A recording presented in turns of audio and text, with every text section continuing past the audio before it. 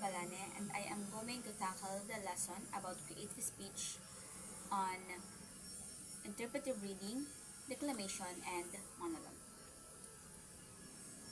Creative speech production refers to the process of generating and articulating novel, original, and imaginative verbal expressions. It involves the use of language in innovative ways to convey unique ideas, emotions, or concepts. This process requires both linguistic skills and cognitive abilities such as creativity, problem solving, and imagination.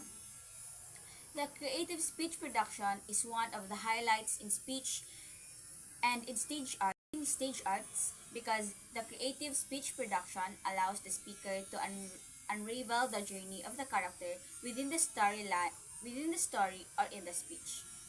Creative speech production refer I involves not just the mechanical act of speaking but also the imaginative use of language to create something original or impactful.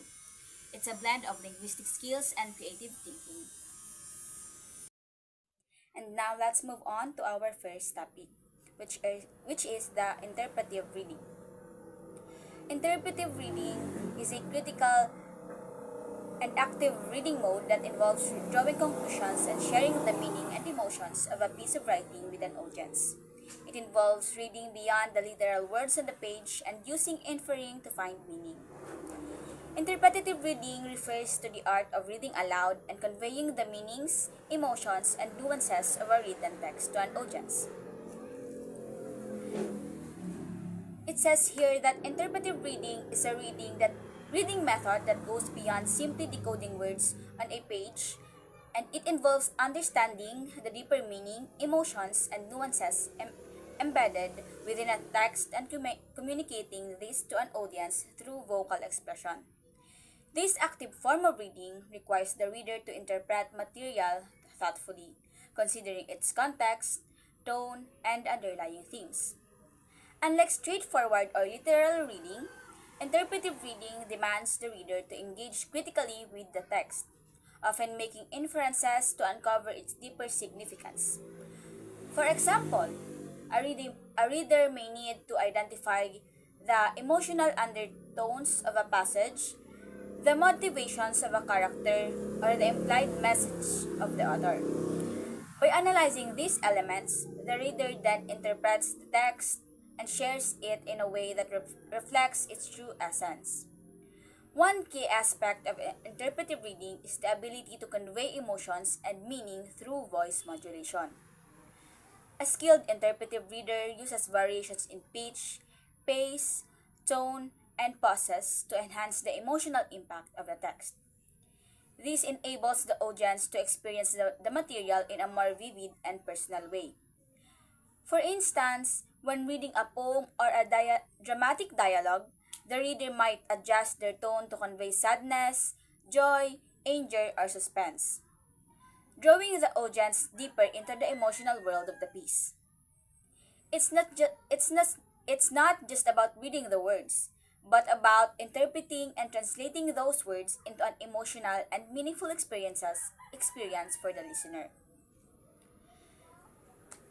Interpretive reading is an art that combines critical thinking with expressive delivery, aiming to bring out the full potential and intellectual richness of a text, whether for public speaking, performances, or even casual storytelling. Interpretive reading allows a reader to share the text's deeper layers with an audience in a compelling and engaging way. So, I have here tips for interpretive reading. First, choose a piece you like. Pick a piece of literature that you enjoy and that your audience will appreciate. Number two, consider the author's intent. Here, understand what the author wanted you to know or feel. Number three, use reading aloud skills. Use vocal flexibility, clear articulation, correct pronunciation, and variation in pause and rate. Number four, make eye contact. Smile and make eye contact with the audience. And lastly, introduce the piece. State the title and author of the piece before you begin. reading. The next one is declamation. Declamation came from the Latin word declamatio, which simply means public speaking. According to Shakespeare, it is an action or an art of declaiming. Declamation is a term used to describe or giving an important or famous speech. And it is also understood as a formal speech which contains emotion where the tone of the speaker will attract the attention of the audience, and the declamation is more about presenting individuals' view or point of view but in a dramatic way. As you can see, declamation is mostly performed in schools, in the university, and even in the public meetings. So, I have here 5 simple steps that I believe we need to do for declamation for which I believe that we need to do for declamation. Number 1 is to select a speech that was delivered in public by a famous personality. It could be someone in the position or in a national position, or it could be someone in the public figure. So there are various of speeches that you are free to choose for your speech. Next is select a speech that you believe is effective and understandable for you. So it is important that you understand the speech that you are choosing because you are going to perform it and deliver it to the audience. And if you don't understand what you are talking, it would be so dull and plain, so you have to make sure that you understand your speech.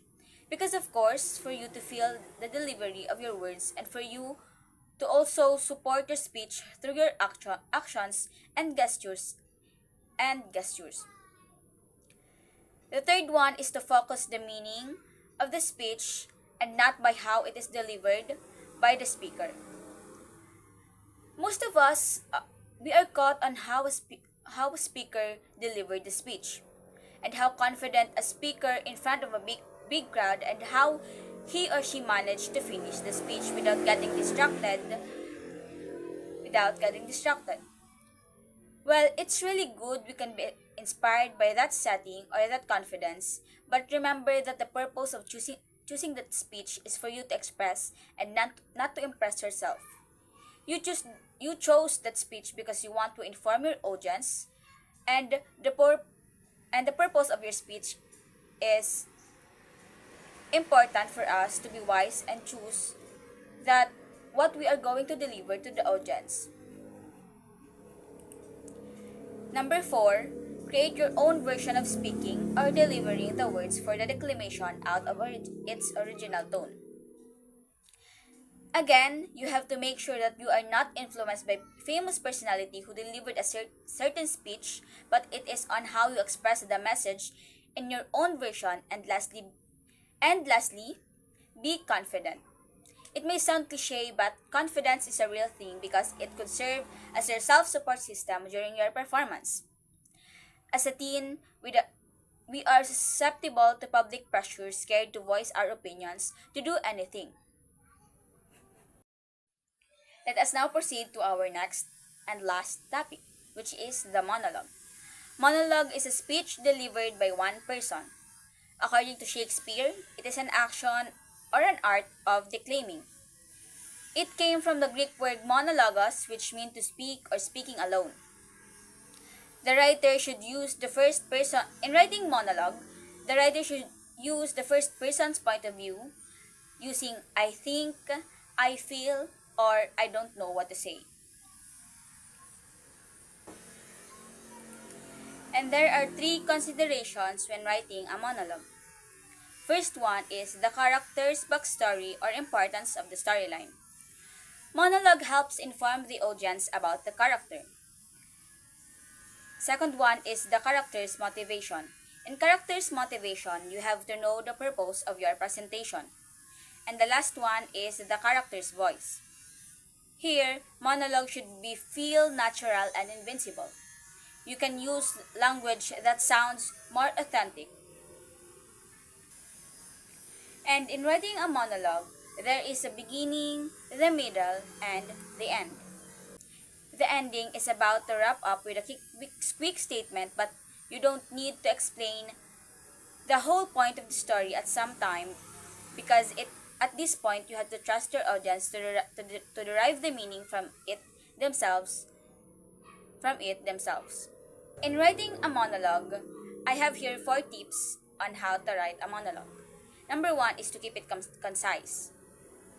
Number two is to placement is key. Number three, use concrete details. And four, read and watch more monologue.